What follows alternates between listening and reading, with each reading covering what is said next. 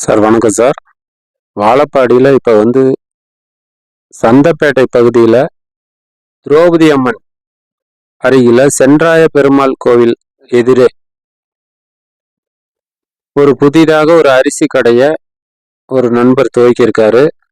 அவர் பொன்னாரம்பட்டியில் பல வருடமாக அரிசி கடை வியாபாரம் செய்து வந்த நிலையில் தற்பொழுது வாழப்பாடி பகுதி மக்களுக்கும் அரிசி வியாபாரம் செய்யும் நோக்கத்தோடு வாழப்பாடியில் சென்றாய பெருமாள் கோவில் எதிரே ஒரு அரிசி கடையை துவங்கி அதில் அரிசி இறக்கி அருகில் உள்ள மக்களுக்கு அப்பப்போ புது புது ஆஃபருடன் அரிசி வழங்கிட்டு இருக்காரு. அதை பற்றி அவருடைய கருத்தை இப்போ கேட்கலாம் சார்.